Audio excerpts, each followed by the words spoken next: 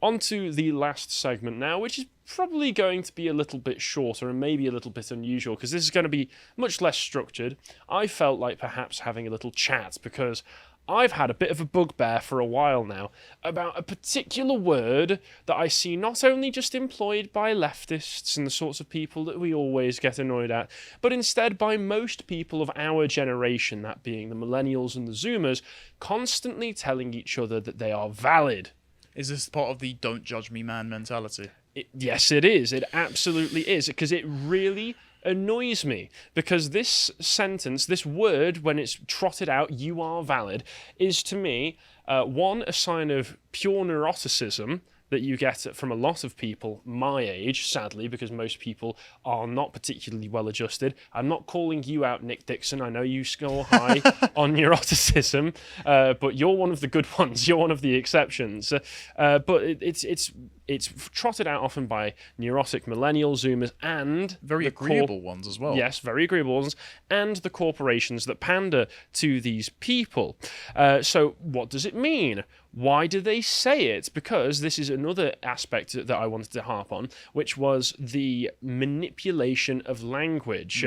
As we covered, and you might as well just go to the last link I've got in here so I can say it now. As we covered in our book club of Michael Knowles' Speechless. This is fantastic, by the way. Yes, which was honestly quite a surprise for me because I wasn't familiar with Michael Knowles' work before. But Speechless was an excellent book looking at how it is that political actors and activists can use words to control reality, use words to control how you think about things, because if you have a word for something, you have a concept for it, that concept will have intrinsic value of both of a moral factor, and you need to recognize how you can manipulate language to manipulate people's minds to think about things in a particular way. And the left, sadly, have always been amazing at this. Yeah, they've polluted our lexicon of our ability to make judgments. That has made us incredibly nihilistic, and from that nihilism, they want to layer a reality-denying socialism on top of it. They believe that by resetting us linguistically to year zero, they can bring about the socialist utopia. We cannot fall for their tricks. Instead, we should unapologetically assert that, yes, our ideals are right, and, well, he makes a case for, should we say, pacifist right-wing repressive tolerance, which is very compelling. So subscribe to go find out just how much we agree with him on that. Just as an example, and I don't single out this particular example for any particular reason, it's just jumped to my mind. I was reading a paper recently where they were talking about how it was a linguist, and he was talking about how, for instance, in Africa, people who used the Zulu languages before English colonization, the Zulus did not have a word for promise. Right. And as such, an observable characteristic of people descended from the Zulus that you can notice is that they tend to be very bad at keeping promises. Right. Which shows that if you have a word for something, you've got the concept for it. If you don't have that, it can affect the way that you behave in your view of morality. There is an article coming out very soon on the website that will be free from me, and I've just gotten back from a 2-week holiday in Turkey, and there is a very clear distinction between the tourist traps on the coast, who have a facsimile of Englishness, who do very much a cash-in-hand dealing, speak to the husband before the wife or the boyfriend before the girlfriend out of respect. Please come in my establishment, sir. What can I do for you? Way of doing things. An entire economy based on gentlemen's agreements, especially because there's no CCTV there.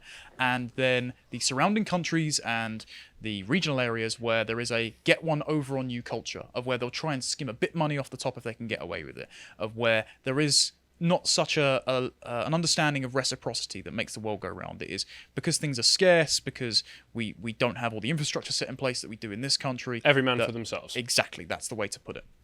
Yes, but let's see what the actual definition of valid is before I go any further. So the one that I was able to get off Google Dictionary was just saying of an argument or point having a sound base in logic or fact, reasonable or cogent, or legally or officially acceptable, which is not the way that progressives use the word. What the progressives use the word for is to remove any moral content from your decisions or your choices and lifestyle, and instead tells you that anything that you do is acceptable as long as you have chosen to do it. Because it has that legal connotation, because it has a certain clinical sound to it, it's removing that element. And it's a self-fulfilling fantasy of the lack of consequences for your choices, which is a complete lie. And not everything that people do is valid, nor should it be. And it sounds to me quite cultish, and is the type of language I expect to hear from someone, say, trying to isolate and manipulate people. That's how it comes across to me. It comes across very Jonestown. Yes, and the reason that this all came to my mind, because obviously there's been this big furor about the Rings of Power, which I still haven't watched, refuse to watch. Please boycott that show. No hate watching. Don't do it. But they've had a lot of criticism for the race swapping of characters, the malforming of Tolkien's original work. So they released a statement, and this statement reminded me yet again how much I hate this word. And I think the way they use it in this context should show you exactly why it is that I find this so frustrating, which is the statement they said after all the bullying, after all the hardships that these incredibly rich and privileged actors have been through for starring in a terrible TV show. J.R.R. Tolkien created a world in which, by definition, is multicultural. No. It's going to be hard not to just... I mean, he created a world that had many cultures. These cultures were not multicultural, though. They were none of them particularly eager to associate with one another, especially not the elves. Yes. I think Distributors put it well when he was talking on a recent stream where he spoke about how, yes, there's lots of cultures, but each of these cultures is very particular. They're not universal cultures, and they want to remain particular. And in fact, Sauron and Saruman in particular, in representing in the books his rainbow cloak that he wears, is a representation of trying to bring all of these particular cultures together into a more universal culture, which of course in the book is depicted as demonic and evil. Yeah, that's what Wheatley did his video about on the website, which is fantastic. Yeah, it's a very, very good video. But they carry on: a world in which free peoples and from different races and cultures join together in fellowship. Yeah, only when it absolutely pressed to. That's not true, though. That's not true. There are multi-ethnic men. So they're not just all white. You've got Rohan and Gondor, of course, which are the Anglo-Saxons. But then you also have the Haradrim and the Easterlings, who ally with Sauron. Yeah, that's true. Wonder why. Rings of Power reflects that. Our world has never been... I didn't mean for that to sound how it came across, just in case it did. Our world has never been all white. Middle-earth is not all white. BIPOC belong in Middle-earth, and they are here to stay. Finally, all our love and fellowship go out to the fans supporting us, especially fans of colour who are themselves being attacked simply for existing in this fandom. What? No, they're not. No, I've never met like a black Lord of the Rings fan and like shied away from them. I've been like, oh great, you like Lord of the Rings too. Great, let's talk about it. We don't treat black people like Gollum. I know. Shock. I know. We see your bravery and endless creativity, this sickeningly pandering. Yeah. Your cosplays, fan cams, fan art, and insights make this community a richer place and remind us of our purpose. No fan cam makes a fan community a richer place. You'll just cringe. Of course. But here it is. You are valid. Ugh. You are loved. And you belong. You're an integral part of the Lord of the Rings family. Thanks for having our backs. Namari. Yes. So... within this context, did you understand what I'm talking about with the use of the word valid to add sort of an official legalistic legitimacy to these kinds of statements? Just saying you're loved, you belong, they're emotional statements, whereas you are valid kind of removes some of the emotionality of it and puts it in an official manner. It reads like an Oedipal mother patting her child on the head who is disliked in school because he keeps stealing the other kids' toys. And she's like, don't worry, honey, there's nothing wrong with you. Well, actually, your child might be a little shit. Yes, but as far as I'm concerned, in this context, they use valid in the place of just saying they exist and you can't change that if you're somebody trying to criticize them. Yeah. If you are the person it's directed at, it means you're the most amazing person ever. You're not supposed to question anything that you do. Your life choices are correct no matter what path you choose to go down, which is just wrong. It's millennial self-esteem culture. Yeah. Yes, it really is. It's giving yourself a reach around verbally. But like I say, it has the sound of impartiality to it, as though you've been determined by scientists that this is a valid result, etc., etc. And it's very dangerous, I consider, to tell people that they're always in the right no matter what. Like you say, millennial self-esteem culture has turned into millennial victimhood culture, because if you're always in the right, except everything in your life is constantly going wrong, that can only mean one thing. The world is wrong. That it's society's fault, Which and is the world either- needs to change for you. Yeah, that either forms you into a revolutionary, which is pretty much purposeful by a lot of the Marxist ideologues that do this sort of representation stuff, or it sends you into a nihilistic tailspin. And that's what Peterson has been saying. He said the worst thing you can tell a young person is you're okay just the way you are. Well, if I feel at a total loss and things aren't going right, then I'm going to think either it's all hopeless or the world's wrong and it needs to be fundamentally remade. And you are precisely the least likely person that we would want to be put in charge of the world. Chesterton's fence. Exactly. If you don't understand why something is there, you are the last person who should be tearing it down. But this has been going into the pop culture and media for a long time, and most recently, yesterday on the podcast, I referenced this, which is a possum review of the live-action, quotation marks, because it's all CGI anyway, Right. Pinocchio remake, which completely removes and malforms the moral of the story. Supposedly, it removes Pinocchio's individual agency in him making the bad decisions that he does to go along with Honest John, and instead makes him a victim of basically puppet bigotry in the school that he goes to, who kick him out after he's been bullied, and then he basically has no choice but to go with Honest John. So it's not his fault that he makes the bad choices, and it's nothing that he needs to grow internally. Right. The external world needs to fit him and accommodate to him. To do a parallel of this, we have a video coming out soon on the second channel from me, which is a bit of a true crime biopic. Oh, it'll be very interesting. I'm looking forward to just seeing the editing. Tad inflammatory, but it's fantastically edited by our brand new editor, Jack. But it involves John Wayne Gacy, and I've noticed a trend in some of the Gacy documentaries as to where multiple people, professors, keep blaming the homophobia and intolerance of American society on not only the reason why there were so many young boys in Democrat City bus stations taking drugs that Gacy could pick up and murder, but also they seem to suggest that intolerance is the reason that Gacy committed all those murders anyway. And so you are morally exculpating evil people by depicting societal intolerance as the reason that they make poor choices or children land themselves in the clutches of predators. If only Stop people doing had been nicer to him and he never would have murdered anyone, is the answer. And with films like this, I think to myself,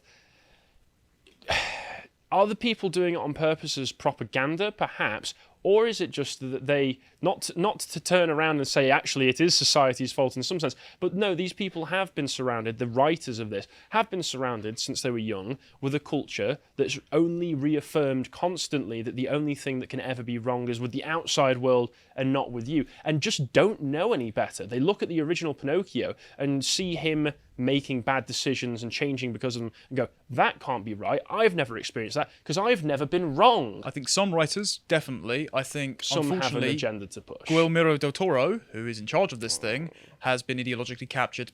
See The Shape of Water for that, and so why does it have to be Del Toro? He's made some really great movies. The original Hellboys were fantastic, Yeah. but as we see, 10 years makes a hell of a lot of difference to pretty much every creative. It does. But let's take a look at some examples now that I've gone through this of the way that people use it. Now, this one is what appears to be I Heart Intelligence. I think this is some kind of self-help one, where it's just saying that your feelings are valid, you do not need anyone to validate them for you. A few tips on what you do when someone invalidates your feelings. Now, this is kind of more self-help, and when you read through the article, it's a much more acceptable than what I've pointed out so far. And it's also actually doing something relatively okay here, which is saying you don't need anyone to validate your feelings for you, whereas one of the big problems I see nowadays is, say, with the trans community, they constantly need outside validation from everybody else, where it's like, okay, if you're so sure and confident in yourself, why can't you just feel that without other people having to bow down to you? See women on social media, fact check true. Yes, and they do stray into dangerous territory when they say, when in doubt, validate your own feelings, which can be dangerous, but is this one is not one I have as much of a problem with, although some of the advice they give out could lead to, as far as I'm concerned, the phenomena of the insufferable teenage child lecturing their parents Yeah. on how they're right and you're wrong. But then there's when the term gets used as a political attack tool to shame people who disagree with you, such as this article from LGBTQ Nation saying pansexual people who aren't real, they are just bisexuals in denial or with a completely warped view of reality, are real and valid. No, they're not. No matter how uncomfortable it makes you. So there you see again, the valid term is being wheeled out to make sure that you know. It's basically the same as saying the science is settled. Yeah, you're a denier. Yeah. The science is settled that pansexual people are real. I mean, I'm not denying that there are people who consider themselves pansexual. I'm considering ironically, I'm considering the validity of the label when placed against factual reality, and then no matter how uncomfortable it makes you, well, yeah, I'm sorry, if somebody is literally not saying that there are any limits to where their sexuality could lie, that might make me a bit uncomfortable. Those people that say that there are no limits to where their sexuality might lie often end up in prison, I may suggest as well. Then there's also the fact that, as with much else in any modern social movement, you can package it and get it sold back to you, for instance, in this gay people are valid t-shirt.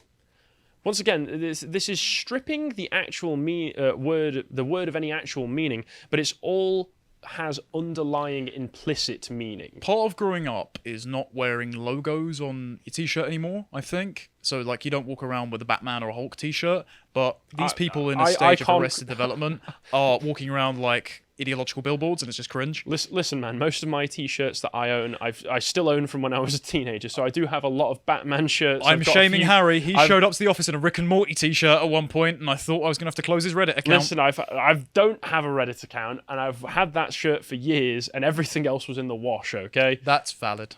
That's the pain, but then there's people on Reddit. I mean, I know I said I don't use Reddit, but I typed in Lurker. People are valid, and this was one of the things that came up on my Google search, where it's just saying transgender people are valid, and then listing off a bunch of the talking points that you expect. Gender is separate from sex. No, it isn't. Gender expression is people trying to, once again, get outside validation for their own lifestyle choices. Gender identity, who cares? Social medical transition is beneficial for trans people. Nope, the suicide rate does not bear that out. Sex is not binary. Preferred pronouns are correct. No, it is binary, and preferred pronouns, you can't dictate how someone refers to you when you aren't around. You can't Otherwise, I'll tell adjectives. you my adjectives. Yeah, exactly. We're both handsome geniuses. Thank you.